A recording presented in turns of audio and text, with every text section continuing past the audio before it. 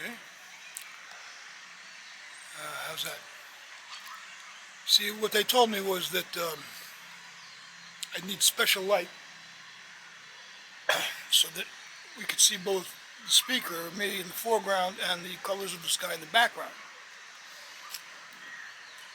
Whatever. We'll do the best we can with what we have, just like the rest of life.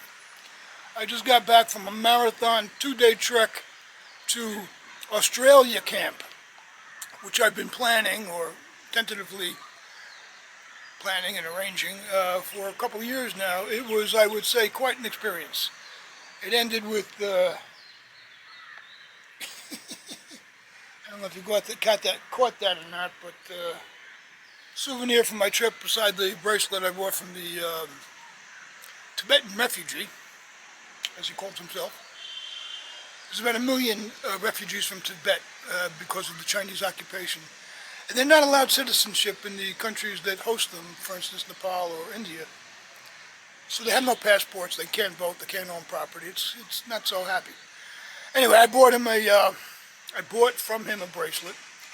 But the trip was really making it up this like 3-hour staircase, this 3-hour slippery stone staircase to death. Snoozing in a cloud, and then traipsing back down a slippery stairway of death the next day. Whoa! We're supposed to be going up there to feed the eagles, but the eagles were a no-show because they don't show up when it's cloudy.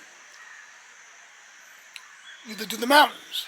So it was an exercise in learning what it's like to trek at my age, at that distance, in that ancient stone slippery steps with leeches, which is what I just showed you.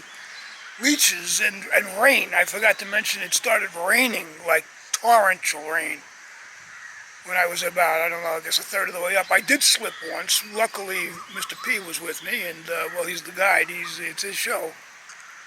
So he was able to, but, I mean, here's the thing. The thing is that the oxygen content of the air is so minimal, so thin, compared to where I'm from. We're up at like 20,000 feet. It's pretty high up, because I'm at sea level in New York City, so I'm used to that kind of rich oxygen content air. I'm not used to like oxygen content like dropping below, I'm guessing like 50 or 60%. I mean, it's rough. Especially walking up slippery steps in the rain. Slippery, steep steps. I don't mean one flight, I mean 3 hours of ups and downs and twists and turns through the jungle. Take a look at it on YouTube if you want, Australia Camp. Anyway, I'm glad I did it. And my takeaway is that that's the trekking operation for me. I'm not going into the Mustang or the Himalayas, and because I mean there's not enough air for me. And if you actually need air because you're gonna die, well, they'll emergency you a tank of oxygen for about $3,000, which nobody's insurance covers.